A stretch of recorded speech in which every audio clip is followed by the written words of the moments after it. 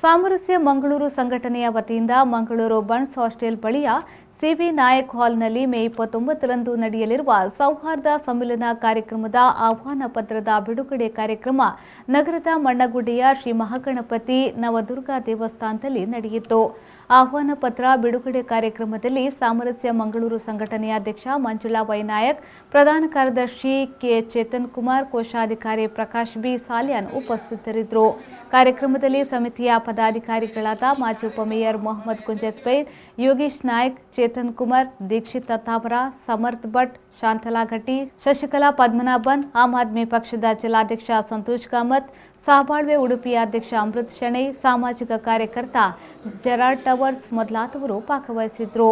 ಮೇ 29ರಂದು ಅಪರಾಹ್ನ 4 ಗಂಟೆಗೆ ನಡೆಯಲಿರುವ ಸೌಹಾರ್ದ ಸಮ್ಮಿಲನ ಕಾರ್ಯಕ್ರಮವನ್ನು ಮಾಜಿ ಜಿಲ್ಲಾಧಿಕಾರಿ ಶಶಿಕಾಂತ್ ಸೆಂಥಿಲ್ ಅವರು ಉದ್ಘಾಟಿಸುವರು.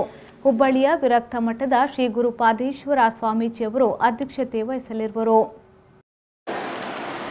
ಸಾಮರಸ್ಯ ಮಂಗಳೂರು ಇದರ ವತಿಯಿಂದ ಸೌಹಾರ್ದ ಸಮ್ಮೇಳನ ಎಂಬ ಕಾರ್ಯಕ್ರಮವನ್ನು ಈ ತಿಂಗಳ 29ನೇ ತಾರೀಕು ಭಾನುವಾರ ಸಂಜೆ 4:30ಕ್ಕೆ ಸಿಬಿ ನಾಯಕ್ ಹಾಲ್, ಬಲ್ಮಠ ರಸ್ತೆ, ಕದ್ರಿಯಲ್ಲಿ ಆಯೋಜಿಸಿಕೊಂಡಿದ್ದೇವೆ.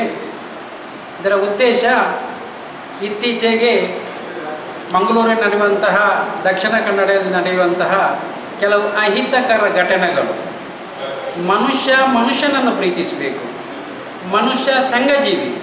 ಅದೇ ಆ ಉದ್ದೇಶವನ್ನು ಇಟ್ಟುಕೊಂಡು ನಾವೆಲ್ಲ ಸಮಾನ ಮನಸ್ಕರು, ಜಾತಿ ಮತ ಭೇದ, ಶ್ರೀಮಂತಿಕೆ ಬಡವ ಎಂಬ ಭೇದ ಭಾವ ಇಲ್ಲದೆ ಈ ಕಾರ್ಯಕ್ರಮವನ್ನು ಆಯೋಜಿಸಿದ್ದೇವೆ.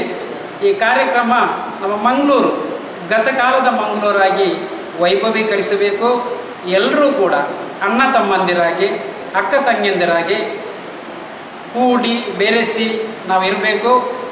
ಅದಕ್ಕಿಂತಲೂ ಮುಖ್ಯವಾಗಿ ಮಂಗಳೂರಲ್ಲಿ ನಿರುದ್ಯೋಗ ಸಮಸ್ಯೆಗೆ ಒಂದು ವ್ಯವಸ್ಥಿತವಾಗಿ ಇನ್ವೆಸ್ಟರ್ಸ್ ಮಂಗಳೂರಿಗೆ ಬರಬೇಕು.